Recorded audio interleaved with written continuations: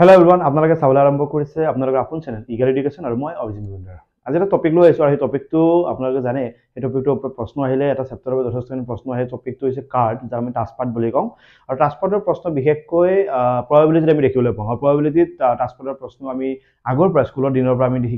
পাই আহিছোঁ, গম পাই আহিছোঁ। কিন্তু বহুতে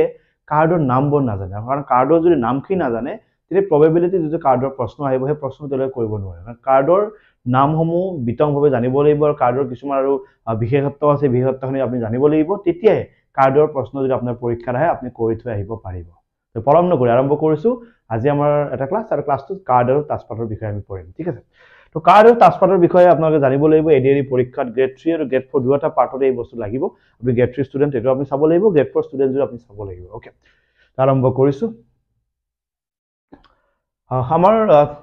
এডিআৰইৰ কাৰণে অফলাইন বেটছ, নলবাৰীত স্পেচিয়েল বেটছ চলি আছে মেথছ ৰিজনিঙৰ কাৰণে, আৰু টিহু, পাঠশালা, বৰমা, নলবাৰী, গুৱাহাটী চবতে এডিআৰইৰ কাৰণে স্পেচিয়েল বেটছ চলি আছে। যদি আপোনালোকে অফলাইনত মোৰ সৈতে পঢ়িব বিচাৰে, মেথছ শিকিব বিচাৰে, ৰিজনিং শিকিব বিচাৰে, আহিব পাৰে। কম মূল্যত আপোনালোকে যথেষ্টখিনি শিক্ষা গ্ৰহণ কৰিব পাৰিব আৰু উইকলি টেষ্ট চিৰিজ দিব পাৰিব। অ'কে, আৰু এখন হৈছে আমাৰ টপ 20 টেষ্ট চিৰিজ, যিখন কিতাপ এতিয়া ল'ৰা ছোৱালী যথেষ্টখিনি বিচাৰি আছে। বহুত ল'ৰা ছোৱালী ফোন মেছেজ কৰি আছে কিতাপখন কেতিয়া আহিব কেতিয়া আহিব। কিন্তু মোটামুটি কিতাপখন সাজু হৈ উঠিছে আৰু কম দিনৰ ভিতৰত আপোনালোকৰ হাতত আহিব। কিন্তু চাগে অহা সপ্তাহৰ ভিতৰত আপোনালোকৰ হাতত আহিব। টপ 20 টেষ্ট চিৰিজ 20খন টেষ্ট চিৰিজ থাকিব। এডিআৰই পেপাৰখন যেনেকৈ থাকিব ন, তেনেকৈ আপোনালোকৰ কাৰণে ইয়াত 20খন পেপাৰ থাকিব। সেই 20খন পেপাৰ যদি আপুনি এতিয়াৰ পৰা এখন এখনকৈ ছল্ভ কৰে, এক্সামৰ আগলৈকে শেষ হৈ যাব। 20খন পেপাৰত যদি আপুনি 80টা বা 100টা কুৱেশ্যনকে ধৰে, প্ৰায় 2000 কুৱেশ্যন ইয়াত থাকিব, উইথ চলিউশ্যনো ইয়াত থাকিব। আৰু দুটা লেংগুৱেজত থাকিব, maths and English medium and Assamese medium, আৰু subject maths, reasoning, general knowledge, English গোটেইখিনি কম্বাইন থাকিব। মোৰ লগত আৰু দুজন ফেকাল্টি আছে, তেওঁলোকে লগ হৈ গোটেইখিনি টিমটোৱে এই টেষ্ট চিৰিজখিনি আমি ৰেডি কৰিছোঁ। অ'কে, দুখন ধুনীয়াকৈ চলি আছে, Assamese medium, English medium guide book আপোনালোকে ইতিমধ্যে পঢ়ি আছে, লৈ আছে, আৰু কাৰোবাৰ লাগে লৈ ল'ব পাৰিব। তো আমি আহিছোঁ কাৰ্ডৰ টপিকটোলৈকে, আৰু কাৰ্ডৰ টপিকটোৰ বিষয়ে সবিশেষ আমি পঢ়িম, সবিশেষ জানিম। কাৰ্ড বুলি ক'লে আমি জানো যে টাস্কপাৰ্টৰ কথা। অ'কে, সেইটো এটা গেম হয়, মই বহুত সেই গেমটো খেলে। টাস্কপাৰ্টৰ যেতিয়া গেমটো থাকে তাত কিছুমান টাস্কপাৰ্ট থাকে। প্ৰত্যেকখন টাস্কপাৰ্টৰ চাইজটো এনেকুৱা টাইপ হয়।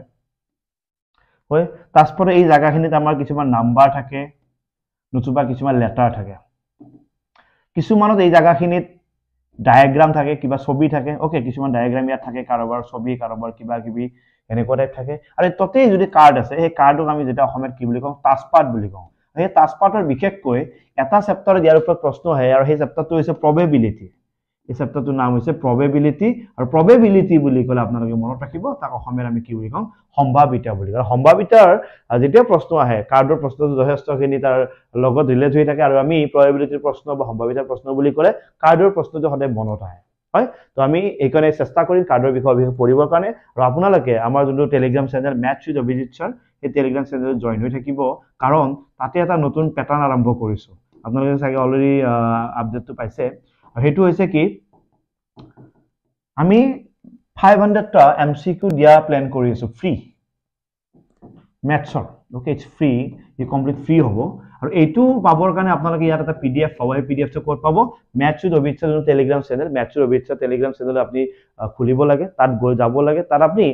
কিছুমান প্ৰেক্টিছ পেপাৰ পাব। সেই প্ৰেক্টিছ পেপাৰখিনি কাউণ্ট কৰি তাতে 500টা কুৱেশ্যন আমি ইনক্লুড কৰি আছোঁ। আৰু সেইটো বস্তু পাবৰ কাৰণে maths with Abhijit sir Telegram channel আপুনি থাকিব লাগিব। তাতে আপডেট পাব, তাতে টাইমে টাইমে প্ৰেক্টিছ পেপাৰ দিয়া হ'ব ফ্ৰী। আপোনালোকে ঘৰত যাই মেথছটো প্ৰেক্টিছ কৰিব পাৰিব। ইংলিছ, অসমীয়া দুটা লেংগুৱেজত দিয়া হ'ব। ঠিক আছে, তো আমি এতিয়া আৰম্ভ কৰিম পাৰ্ট। তো কাৰ্ডৰ পেকেট এটা যদি আপোনালোকে চাব যায়, এখন কাৰ্ডৰ পেকেটত টোটেল 52টা কাৰ্ড থাকে। এটা কাৰ্ডৰ পেকেটত টোটেল 52টা কাৰ্ড থাকে। আৰু 52টা কাৰ্ডৰ যিটো পেকেট, এই পেকেটটোৰ ভিতৰত 4টা ষ্টাইলৰ কাৰ্ড থাকিব। টোটেল 4টা ষ্টাইলৰ কাৰ্ড থাকিব। কিছুমান কাৰ্ড দেখাত এনেকুৱা, কিছুমান এনেকুৱা, কিছুমান এনেকুৱা, আৰু কিছুমান এনেকুৱা। হ'ল, এই যোনটো দেখিছে এই কাৰ্ডটোৰ নাম হৈছে স্পেটছ। অ'কে, এই কাৰ্ডটোৰ নাম হৈছে ক্লাব। এই কাৰ্ডটোৰ নাম হৈছে হাৰ্ট, আৰু ইয়াৰটোৰ নাম হৈছে ডায়মণ্ড। থাকিব, ইয়াৰ নাম হৈছে স্পেটছ, ক্লাব, হাৰ্ট আৰু ডায়মণ্ড। অ'কে, তো ইয়াত এটা কথা মনত ৰাখিব, আপুনি যেতিয়া কাৰ্ড এখন দেখিব,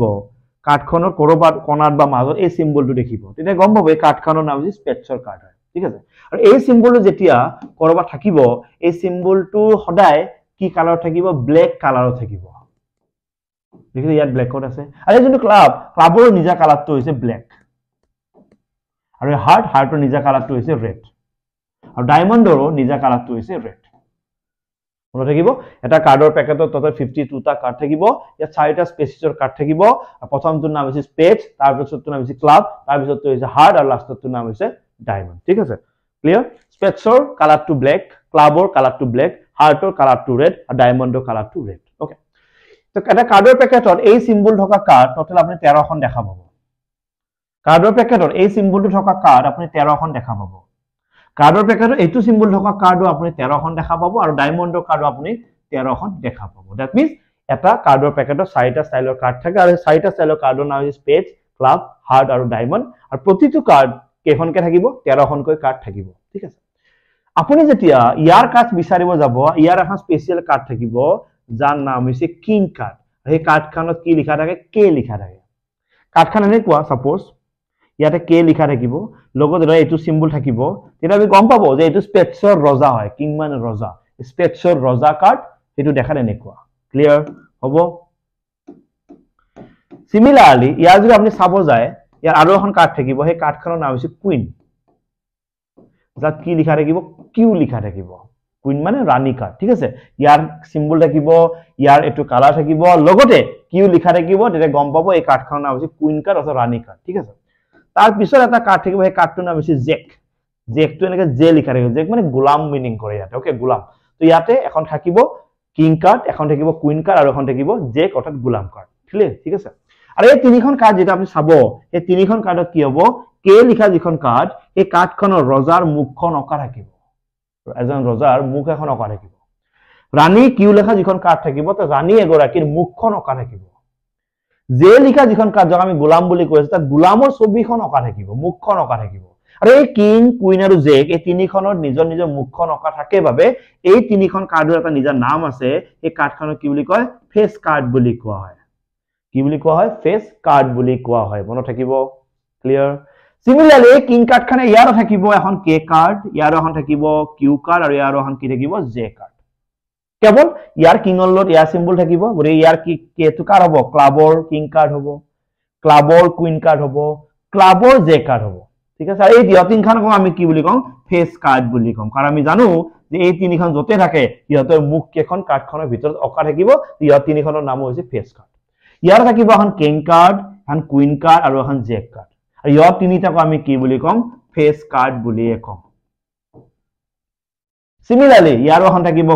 কিং কাৰ্ড এখন কুইন কাৰ্ড এখন জে কাৰ্ড আৰু ইহত তিনিটাক আমি কি বুলি কম ফেস কাৰ্ড বুলি কম তো টোটাল আমি ফেস কাৰ্ড কিমানখন পালে তিনিখন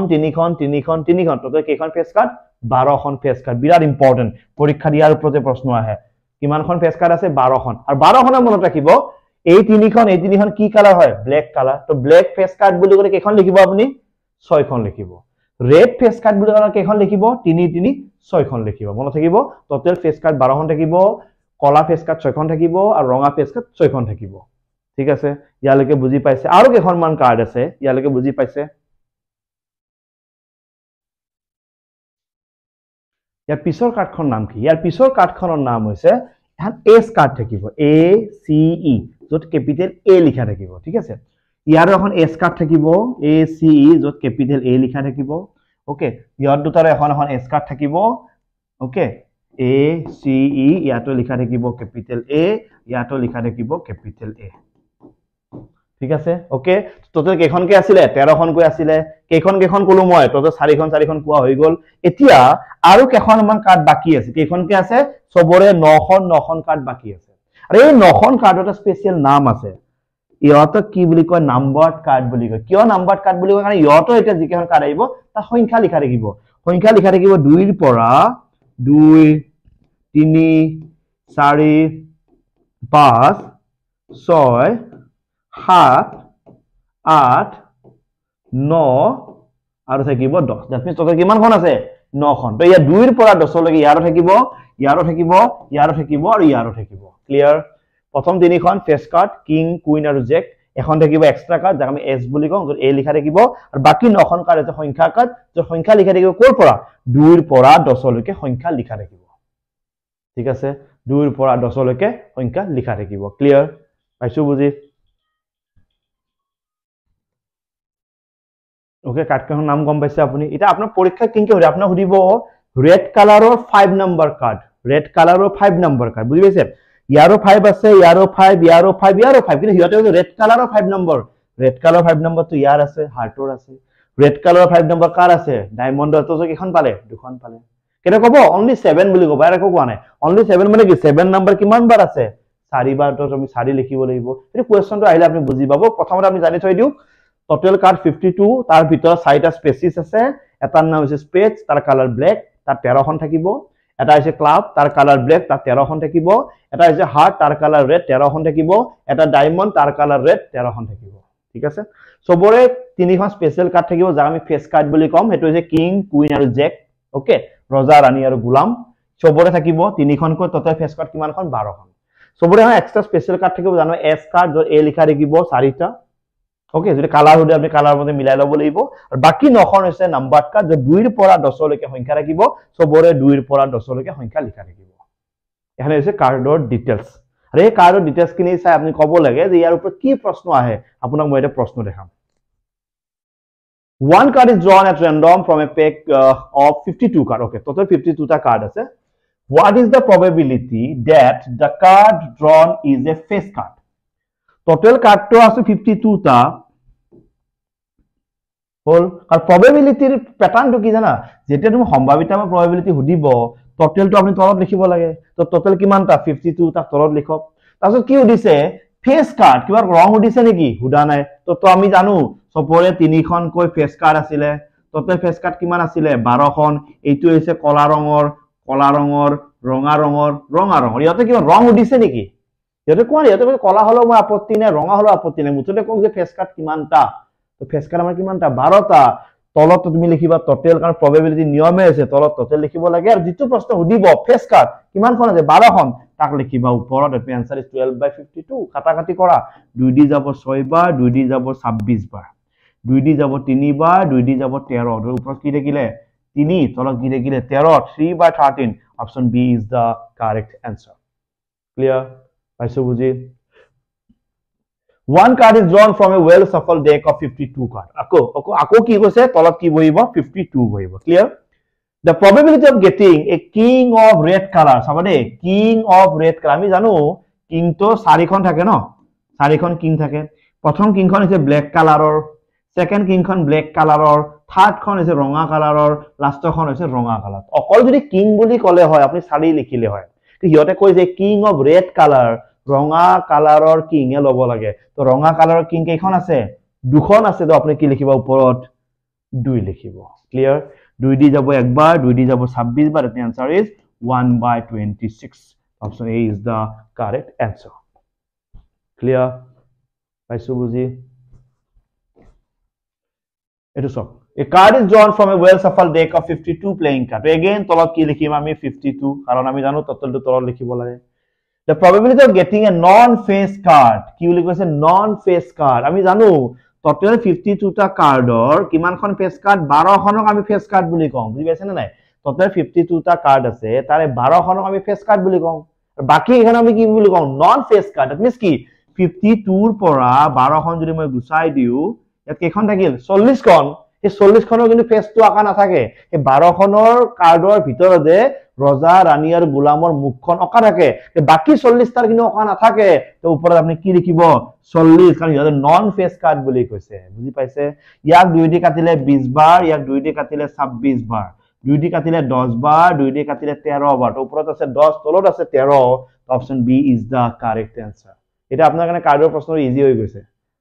আৰু আপোনাৰ যদি প্ৰেক্টিস পেপাৰ দি আছে প্ৰেক্টিস পেপাৰখিনি কিবা সলভ কৰিব লাগে যদি মই জনাবচোন মই পাৰিলে এই ক্লাছটো সলভ কৰি দিব চেষ্টা কৰিম যদি আপোনালোকে বিচাৰে তেন্তে মই সলভ কৰি দিব কাৰণে চেষ্টা কৰিম কেৱল আপোনালোকে জনাব লাগিব কমেন্ট কৰি তেতিয়া মই চেষ্টা কৰিম যে আপোনালোক যিমানখিনি প্ৰেক্টিস পেপাৰ দি আছো এই প্ৰেক্টিস পেপাৰখিনি যাতে মই সলভ কৰি দিব পাৰো হ'ব a card is drawn from a well shuffled deck of 52 card again answer তলত কি বহিব 52 বহিব ঠিক আছে the probability of a 7 of spades তো আমি কৈছো 7 বুলি 7 নম্বৰ কাৰ্ড তো সবৰে থাকে ন প্ৰথম 7 খন কাৰ হয় স্পেডছৰ হয় সেকেন্ড 7 খন কাৰ হয় ক্লাবৰ হয় থাৰ্ড খন কাৰ হয় হাৰ্টৰ হয় আৰু লাষ্ট খন কাৰ হয় ডায়মণ্ডৰ হয় কিন্তু এবাৰ কালাৰ উদা নাই ডাইৰেক্ট নামে কৈ দিছে কি 7 of spades মানে ইহতৰ 7 নম্বৰখন পেটছৰ 8 নম্বৰ কাৰ্ড কেইখন থাকে এখনতো থাকে ওপৰত কি লিখিব 1 it mean answer is 1/52 code আছে option B is the correct answer clear okay তো প্র্যাকটিস সেট আমি স্টার্ট করা সলভ করা স্টার্ট কৰিম যদি আপোনালোকে প্ৰ্যাকটিস সেট যিমান কি দি আছো এখানে আপোনালোকে পুৰা ধুনিয়াকৈ ডাউনলোড কৰিব প্ৰিন্ট কৰিব যি কৰে মোৰ লগত ৰাখিব আৰু 500টা কোৱেশ্চন দিয়া প্ল্যান কৰি আছো আৰু 500টা কোৱেশ্চন যদি আপোনাৰ কপিত যায় আপুনি বেলেগ একো পঢ়িবই নালাগে আৰু এই প্ৰ্যাকটিস পেপাৰখিনি যদি পাৰো মই সলভ কৰি দিবৰ কাৰণে চেষ্টা কৰিম ঠিক আছে আপোনালোকৰ ৰেডি হৈ থাকিব প্ৰ্যাকটিস পেপাৰ সলভিং কৰাৰ বাবে আৰু মই চেষ্টা কৰিম যিমানখিনি সলভ কৰি দিব পাৰো কাৰণ বহুত আহিব ইমান সলভ কৰি দিয়া সম্ভৱ নহয় তথাপিও মই চেষ্টা কৰিম যাতে প্ৰ্যাকটিস পেপাৰখিনি মই সলভ কৰি দিব পাৰো ওকে তো thank you so much এভৰিওয়ান card বুজি পাইছে না জনাব আৰু আপোনাৰ হাতত যদি কিবা নতুন টপিক আছে যি টপিক আপুনি বুজি নাপায় মোক জনাব মই নিশ্চয় হেল্প কৰিম thank you so much everyone চাই থাকিব আপোনালোকৰ আপোন channel Eager Education thank U